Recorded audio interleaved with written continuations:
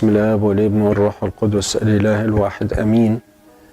كنيسة العذراء بهجورة كنيسة لها طابع خاص في الروحانية، فيها يصلى قداس يوميا على مدار السنة، والكنيسة بنيت بأمر من السيدة العذراء مريم للقديس عباس الغالي.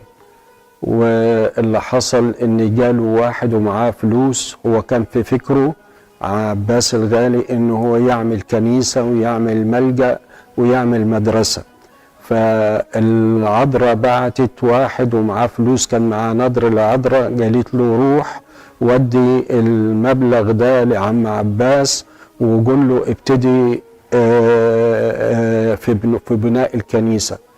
فما كدبش خبر عم عباس وراح للمهندس اللي هو صمم الكنيسة وطلب منه انه يبني الكنيسة. الكنيسة لما ندخلها هنلاقيها مبنية على هيئة مستطيل، وكانت الكنائس في ذلك الوقت بتبنى على هيئة مستطيل. إذا دخلنا الكنيسة هنلاقي فيها القبة، والقبة مرسوم فيها السيد المسيح على إنه هو ضابط الكل، وإنه زي ما قال كده إنه بيبص لنا زي ما بيقول الكتاب عيني عليك من أول السنة إلى آخرها. وحوالين القبة في الآباء الرسل القديسين. الكنيسة لما ندخل شوية كده على المذبح هنلاقي المذبح تم تجديده سنة 2200 بيد الأنبا كرولوس المتنيح في ذلك الوقت. ولو دخلنا جوه للكنيسة هنبص نلاقي فيها حضن الآب، وحضن الآب ده على حسب رؤيا أشعياء النبي رأيت السيد جالسا على كرسي عالي وأزياله تملأ الهيكل، والشاروبيم والصاروفين محيطين به. وتسمى هذه الأيقونة أيقونة ضابط الكل، إذ إن لا يوجد شيء يحدث في العالم إلا بتدبير من الله ضابط الكل.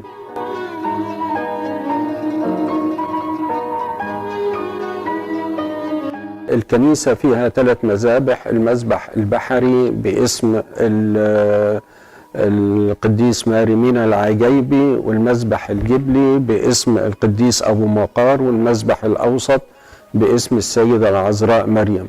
في الكنيسة في حامل الأيقونات، على حامل الأيقونات نلاقي صورة العذراء مريم وصورة المسيح. العذراء مريم عن يمين المسيح زي ما الكتاب بيقول جلست الملكة عن يمين الملك.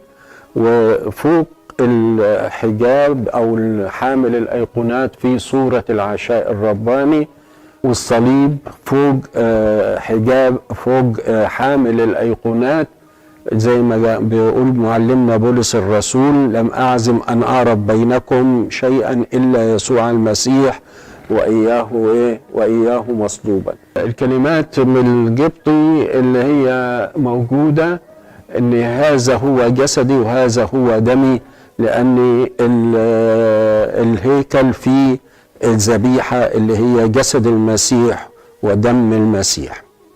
لما ندخل الكنيسة على اليمين نلاقي أيقونة أثرية للسيدة العذراء مريم والدة الإله، دي معمولة قبل تجديد الكنيسة، ولما تجدد الكنيسة فضلت الأيقونة زي ما هي.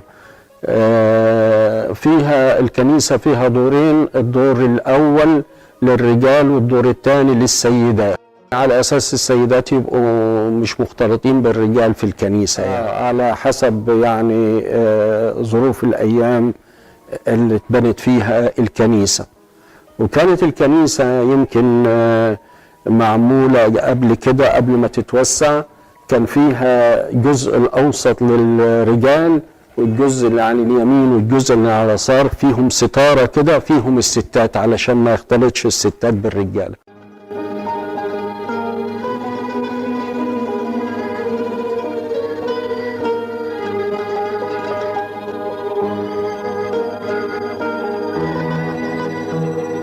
في الكنيسة بتشير إلى دورة الصليب والشعانين اللي بيجري فيها 12 إنجيل في 12 مكان للكنيسة، وبتشير إلى حياة السيد المسيح في فترة تجسده على الأرض. الكنيسة فيها تبتدي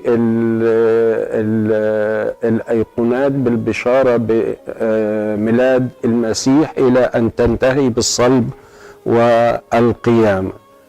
الكنيسة فيها ملائكة وقديسين، عشان كده الآباء والشمامسة بيلبسوا لبس أبيض. الكنيسة فيها شموع بتنير هذه الكنيسة وأضواء تشير الكنيسة، دليل على أن الله هو نور حقيقي وهو الذي ينير لكل العالم. الكنيسة فيها كرسي للأب الأسقف، والكرسي ده بيشير إلى رئاسة الأسقف للكنيسة، ويوجد كان في المقر المطرانية، ولكن احتراما بالأكثر لنيافة الأسقف فتعمل كرسي في الكنيسة أو بتعمل كرسي في كل الكنائس. الكنيسة بتحتوي على عدة مقصورات، في مقصورة خاصة بالسيدة العذراء وهي الأثرية، وفي مقصورة خاصة بالقديس أبو مقار، والمقصورة الثانية باسم ماريمينا والبابا كرولوس، والمقصورة الأخيرة باسم السيدة العذراء أيضا.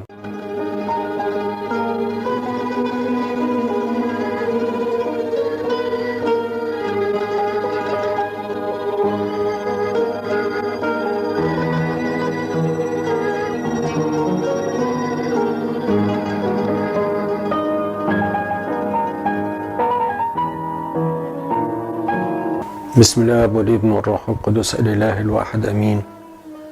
إذا تحدثنا عن شخصية عباس الغالي قديس هذا العصر، نجد إنه إنسان عامي أحب الله منذ نعومة أظفاره، وكان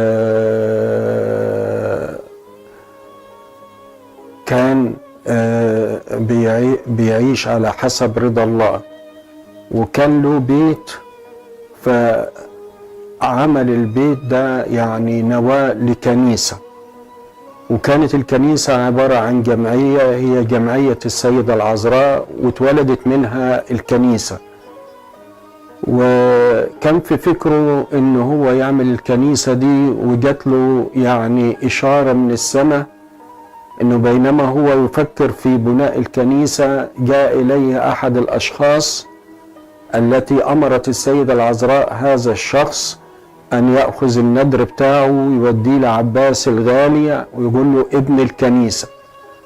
فأول ما شاف الكلام ده قال إن الرؤية تحققت كده، وراح للمجاول اللي بنى الكنيسة اللي هو اسمه إبراهيم فارس، وراح وقال له هذا الكلام، فابتدى يبني في الكنيسة. وكانت الكنيسة صغيرة، وكان يشتري ان البيوت اللي جنبيه ويوسع في الكنيسة يوسع في الكنيسة حتى صارت الكنيسة كما هي بوضعها الحالي.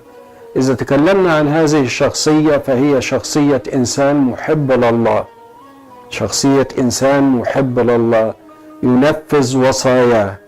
وثقت الناس من محبته لربنا ومن تنفيذ الوصايا ربنا، وأمنته، فانهالت عليه التبرعات من كل مكان لكيما يستقبل هذا العمل العظيم. وعلشان كده كانت الناس بتأمنه على كل التقديمات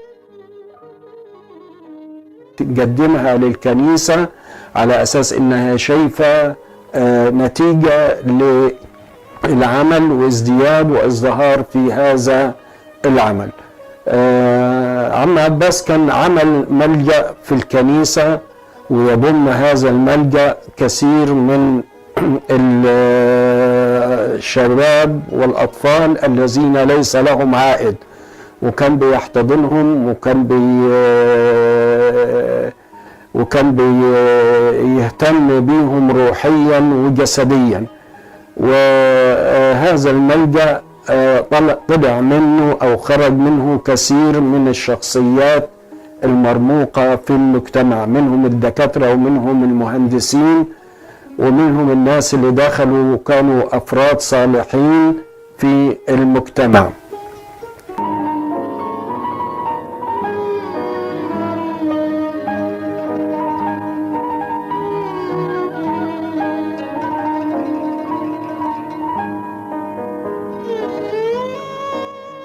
اتولد حوالي سنة 1900 وتنيح 1994، يعني كان سنه ما يقرب من 90 سنة.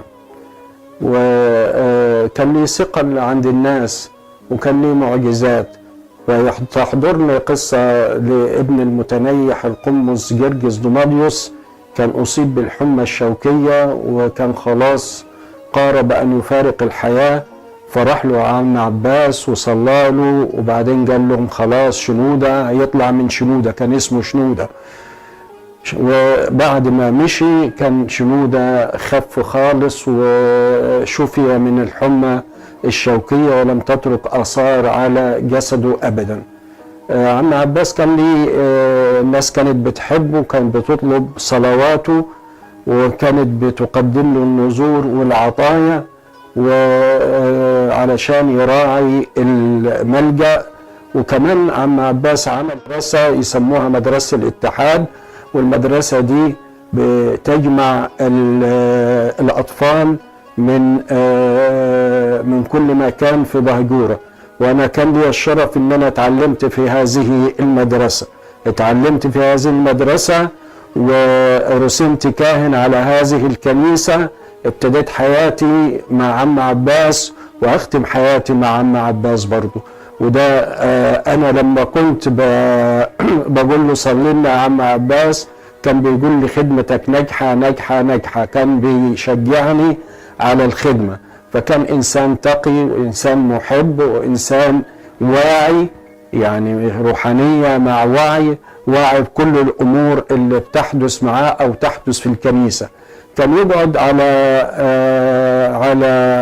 كنبة بجنب الكنيسة ويلاحظ كل اللي داخل وكل اللي طالع ويخلي عينه من أي حد داخل أو طالع. ده في وقت القداسات. في الوقت اللي ما فيش قداسات كان يقعد في الأوضة بتاعته وشايف اللي داخل وطالع، والكتاب المقدس مفتوح قدامه كده بيقرأ إصحاحات من الكتاب، عدد كبير من الإصحاحات في الكتاب المقدس. تأخذ ساعات كثيرة من الوقت بتاعه. فكان إنسان مهتم بكلمة الله، كان دايما يتقدم للأسرار المقدسة في كل قداس، وكان يعني له منهج حياة. كان يصلي الليل كله وينزل على القداس بعد كده يحضر القداس الإلهي. والشياطين كانت بتحاربه. مرة ظهر له الشيطان على هيئة تعبان ملفوف على رقبته كده، وبعدين أمه بتقول له قبل ما تتنيح بتقول له إيه ده يا عباس؟ قال لها ده سطنائيل، ده سطنائيل يا أمي وما تخافيش. وبعد كده رشم عليه علامة الصليب فهرب هذا الثعبان اللي كان ملفوف على رقبته. عم عباس استمر في خدمته سنين كثيرة إلى آخر أن تنيح. وكانت خدمته لغاية ما قبل ما يتنيح كان بيخدم وكان بيتعامل مع الناس وكان بيصلي للناس وكان بيعيش عيشة ترضي الله وبينفذ وصايا الإنجيل المقدس.